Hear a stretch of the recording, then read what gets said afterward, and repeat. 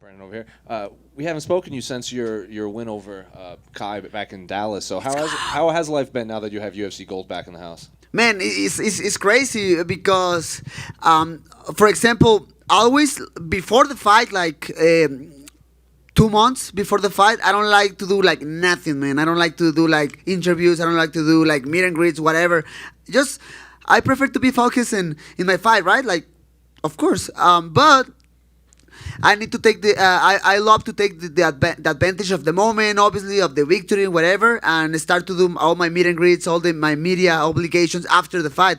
So last weekend I went to San Diego. After that, I went to a little media tour in Los Angeles. Then we are here. Then I'm going to Paris. Then I'm going to Spain. It's a new market for UFC, but it's a huge market. Hopefully in the future they can put more eyes in Spain because, for example, I have my podcast in Spanish, and a lot of people from Spain hear my podcast. So yeah, it's a huge market for UFC in the future. Well, I was going to ask about that because Dana White has said you're not just a superstar in the Mexican market. You're just a superstar in general. Like, you're one of the more popular fighters on the roster. So now that you're hitting all of these new places, are you seeing that more and more fans are now flocking to you as one of their favorite fighters?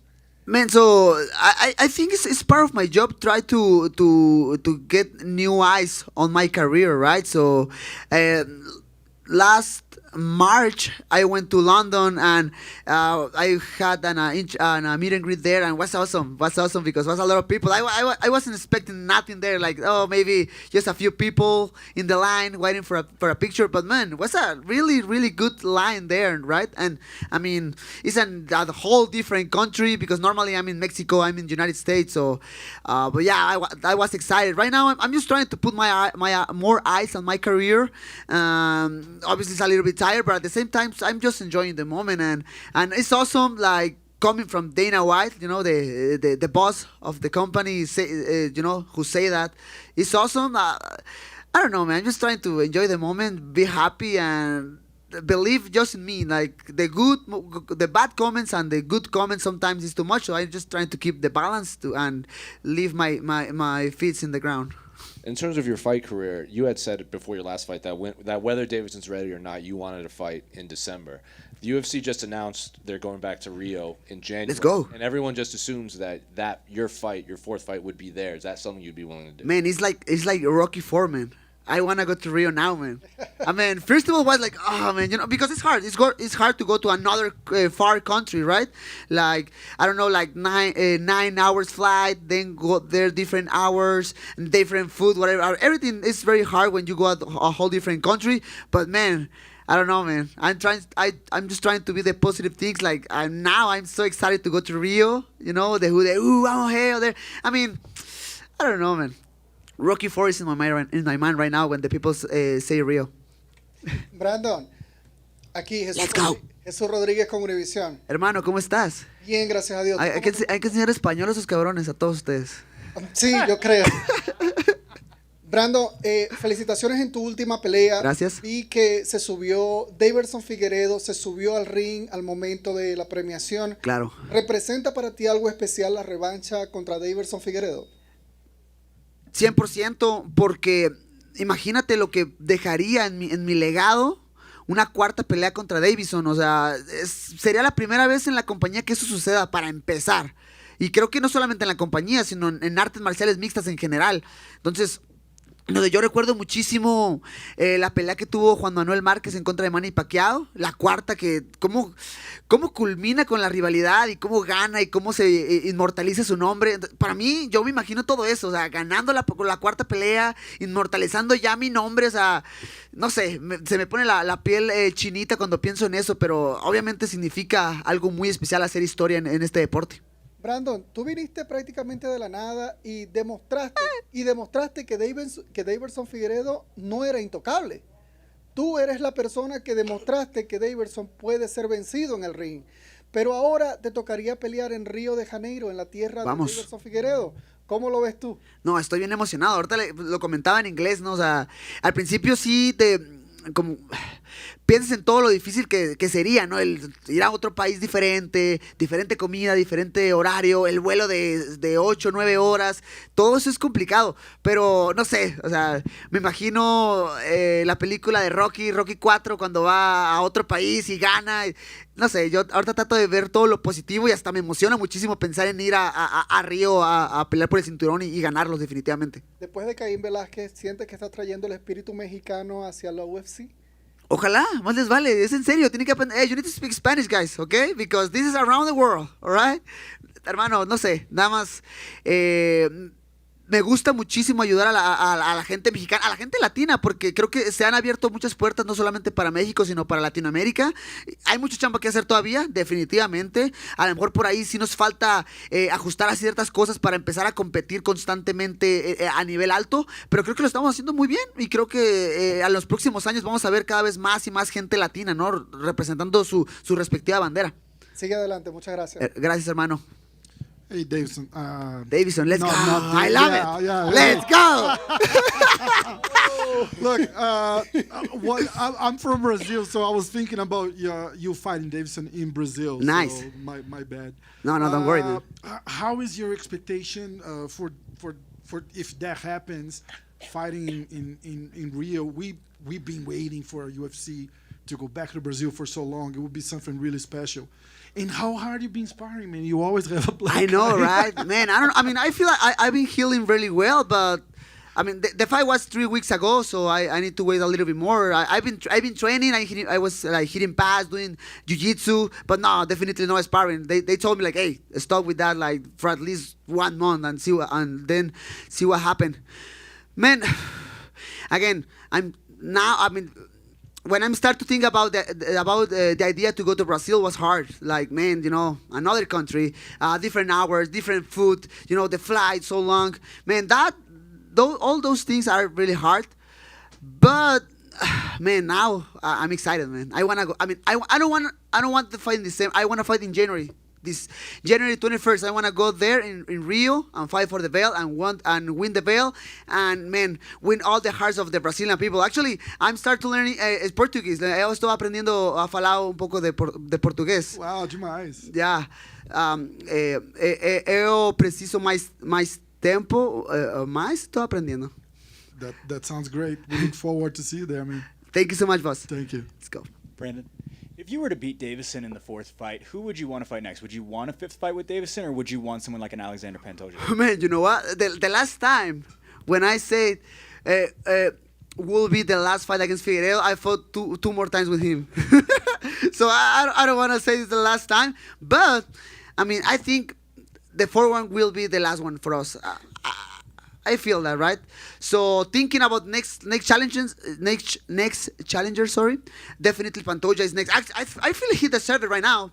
The problem is like we haven't finished business, Figueiredo and I, so that's the problem. So the goal right now is to finish those business with Figueiredo and then start thinking the other challenges. But definitely Pantoja is there. Even who other one, like maybe Askarov, who he lost against Kai Kara France, but his name is still there, right? So we need to wait a little bit about how the flyweight division is moving, but I'll be ready. Also, after fighting Deiveson this many times, it seems like both of you have almost created this, obviously a rivalry, but almost a friendly rivalry, like how you talked in the octagon after the fight. I'm just curious if you and Deiveson have been able to almost become friends in some weird sort of way through all of this time fighting each other over the last couple of years. Oh, man, that's funny. I mean, I again, even right now, and I'm thinking about it, like even right now, after 3 fights together, after a lot of trash talk from him, like saying a lot of different lies about me, like, hey, this guy is racist, this guy is blah, blah, blah. Man, even with that, I don't hate the guy, man, and I feel a lot of respect for him. Obviously, I mean, I remember this. We had the post interview with Joe, and he came to the octagon. I'm starting to say that to him because, man, I don't like the bad vibes in my life, man, and that thing about my daughter was real, man. Like, hey, my daughter is watching right now. I don't want to do nothing stupid. Okay, so that's it, man. I mean, that's it. So after that, he started to say like, "Oh, something happened with me in that interview, but now I'm alive again, and I want to throw everything against him."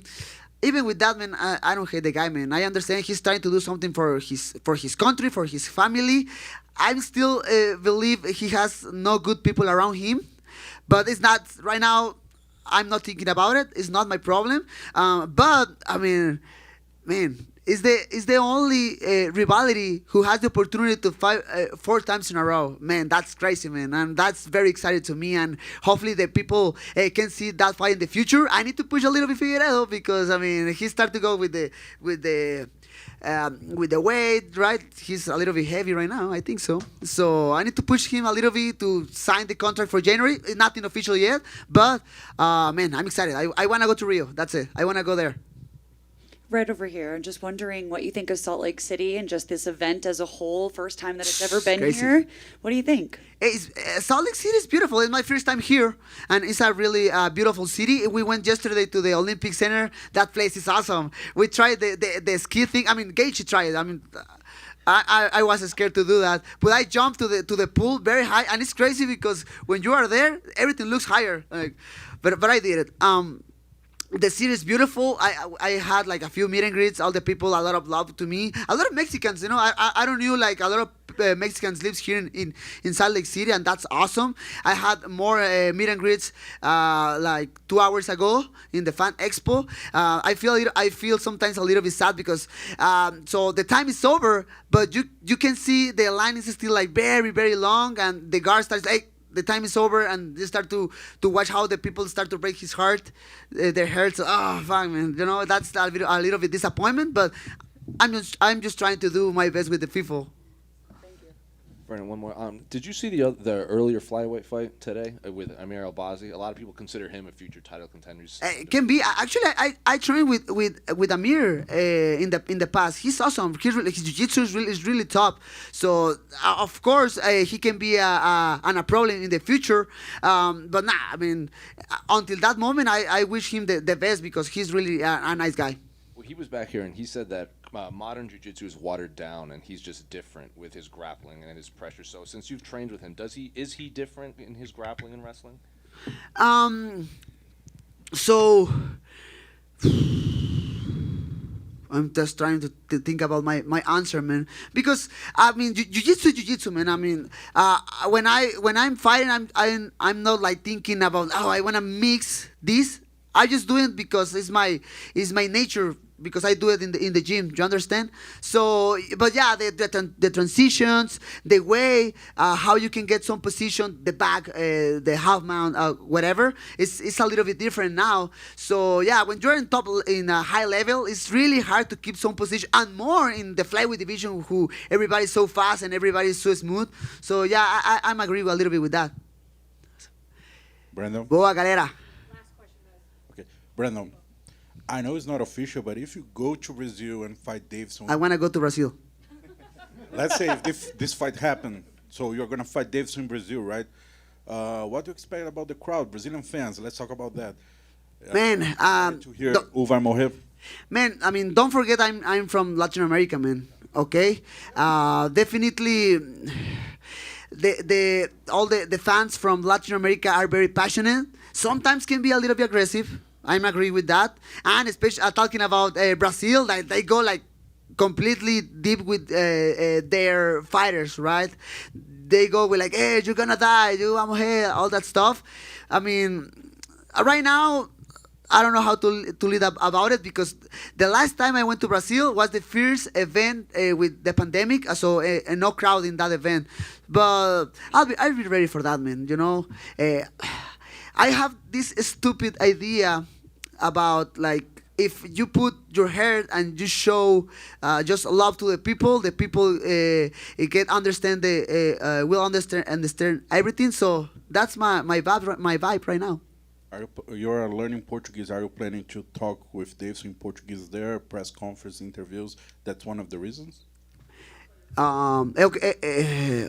Maybe yes. You know, it's very weird because when I'm, for example, in the last 2 press conference talking with Figueiredo, it looks like I was like talking by myself. Like the guy doesn't understand and just was waiting for the translator. So I don't know, man. I'm just trying to learn one more language, and I think in this sport is Spanish, English, and Portuguese the most important for the sport. So I just want to learn and get more fans. And eu não sei, eu solo quero comer muito açaí. On Rio. Muito obrigado, espero que essa luta aconteça. Obrigado, cara.